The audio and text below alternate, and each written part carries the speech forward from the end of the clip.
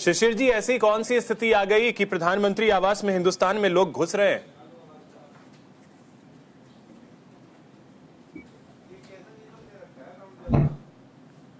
मैं जवाब दे दूं, लेकिन थोड़ा मुझे समय दीजिएगा। बीच में जो है वो जब कट करेंगे आप तो थोड़ा सा अपना विषय मैं पूरा नहीं कर पाऊंगा, दिक्कत होगी। दरअसल देखिए, मैं बताऊं आपको कि जो भी बांग्लादेश में हुआ, आज के दौर में जो भी हम लोग देख रहे हैं, बेहद दुर्भाग्यपूर्ण है। जो हो रहा है वो बेहद दुर्भाग्यपूर्ण है। लेकिन ये आपको मानना पड़ेगा कि इस देश का और इस शासन व्यवस्था का डिप्लोमेटिक फेल्यूर भी है।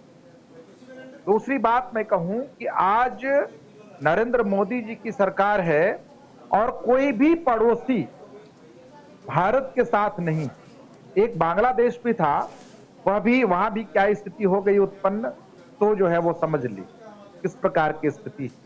तो कुल मिलाकर के चाणक्य ने कहा था कभी कि बनिया कभी राजा नहीं हो सकता। तो ये लोग मार्केटिंग करने वाले लोग हैं। ये लोग कभी शासन सत्ता की जिम्मेदारी उस हिसाब से नहीं संभाल सकते। याद कीजिए वो दौर 2009 का, किस प्रकार से आज की जो स्थिति है। आज तो वो भाप भी नहीं पाई थी शेख हसीना जी, क्योंकि जिस प्रकार से स्थिति उत्पन्न हुई, बहुत हल्के में चीजों को ले रही थी और उनको लगा था कि हम दबा देंगे को, लेकिन वो हो नहीं पाया। दुर्भाग्यवश उन्हें इस्तीफा देना पड़ा और भागना पड़ा वहां से। लेकिन 2009 का भी यही दौर था अभिषेक जी, और 2009 में कांग्रेस पार्टी की सरकार इस देश में थी और प्रणब मुखर्जी से उनकी बात हुई उस दौरान, वो शायद फाइनेंस थे, और प्रधानमंत्री जी ने अल्टीमेटली एक हाई लेवल मीटिंग बुलाई और पूरी तैयारी थी। जोरहट एयरपोर्ट और अगरतला के एयरपोर्ट और करीब 100 के लगभग स्पेशल कमांडोज के ट्रुप्स और 3 तरफ से बांग्लादेश में घुसने का प्लान भारतीय सेना ने कर लिया था। और बाकायदा वहां के सेनाध्यक्ष को, सेना बगावत वहां, और सड़क पर लोग थे, वहां की जनता थी। तो मैं आपको बताऊं, उस समय ही पाकिस्तान और कह लीजिए कि चाइना का वहां इन्वॉल्वमेंट था। बावजूद इसके भारत ने अपनी डिप्लोमेसी दिखाई और दबाव बनाया और अल्टीमेटली न उन्हें पद छोड़ना पड़ा अभिषेक जी, और न वो। शिशिर जी, 1.5 मिनट तक मैंने आपको बिल्कुल नहीं टोका। आपने बोला कि आप रोकिएगा नहीं, टोकिएगा नहीं। 1.5 मिनट तक मैंने आपको ना रोका ना टोका।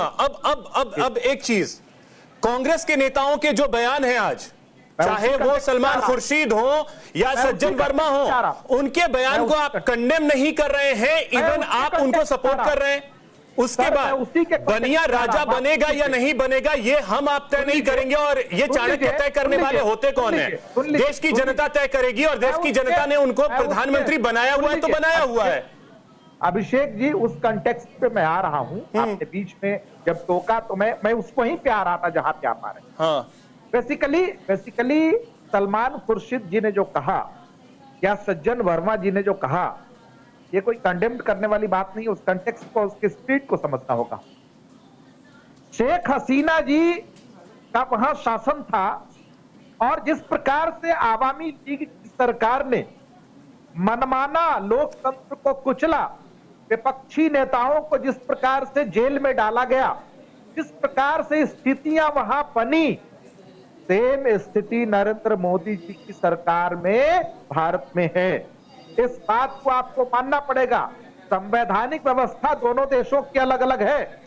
बांग्लादेश का संविधान अलग कहता है, भारत का संविधान अलग है। लेकिन जिस प्रकार से नरेंद्र मोदी जी के शासनकाल में जो व्यवस्था यहाँ पे पैदा हुई, उसी प्रकार की व्यवस्था जो है बांग्लादेश में शेख हसीना जी की सरकार में जो है वो हुआ। और जिस प्रकार से उन्होंने, आपको पता है 6-8 महीने पहले इनका चुनाव हुआ है। शिशिर जी, कल इसी विषय पर मैंने डिबेट किया था, और बीजेपी के प्रवक्ता से जब सवाल मैंने पूछा था, उन्होंने कहा था कि विपक्ष की तरफ से कोई ऐसा बयान ना आए। मैंने उन्हें कहा था कि सर, विपक्ष को छोड़िए, विपक्ष तो क्लियर कर रहा है कि सरकार जो फैसला लेगी हम उनके साथ हैं। आसिफ जी, कल आपके प्रवक्ता हमारे साथ थे और आसिफ जी ने यही कहा कि हम सरकार के साथ हैं। लेकिन अचानक से ऐसा क्या हुआ कि बयान इस तरीके से आने लगे? लग रहा है कि आप भारतवासियों को उकसा रहे हैं। कांग्रेस पार्टी आज भी सरकार के साथ है आज भी ऐसे सज्जन वर्मा के बयान जैसे साथ सलमान खुर्शीद के बयान वो साथ देना हुआ सर। हर एक पॉलिसी के साथ कांग्रेस पार्टी है, चूंकि ये देश हित का मसला है। लेकिन मैं कहना चाहूंगा कि जो बयान उन लोगों ने दिया है ये उस कंटेक्स्ट में नहीं दिया जिस कंटेक्स्ट में बीजेपी ले जा रही है। बीजेपी का ये डिप्लोमेटिक, बीजेपी सरकार का डिप्लोमेटिक फेलवर्ड है। प्रधानमंत्री के दफ्तर में प्रधानमंत्री के घर में घुस जाएंगे, इसका कंटेक्स्ट मुझे समझा दीजिए, इसका कंटेक्स्ट क्या होगा? दिया सुन लीजिए अभिषेक जी, आप जो है ना बाल की खाल मत निकालिए, ये उन्होंने उदाहरण दिया, आप बाल की खाल निकाल रहे हैं यहाँ। अच्छा, आप जो है उस कंटेक्स्ट सर यही दिक्कत है, जब सवाल पूछे तो बाल की खाल निकालते हैं। कल कांग्रेस प्रवक्ता आसिफ जी हमारे साथ थे, उन्होंने जो बात कही उनके साथ मैं हूं, लेकिन कल बीजेपी के का जो रिप्लाई था उस पे मैंने सवाल पूछा। अब आज आप ये कह रहे हैं कि बाल की खाल निकाली जा रही है, क्लियर सा वर्ड उन्होंने बोला है, उस वर्ड का मतलब समझा दीजिए। कार्यालय में घुसने की बात कही, क्या संवैधानिक स्थिति में वो चीजें हैं भारत में? ये संभव है क्या? आप बाल की खाल नहीं निकाल रहे हैं।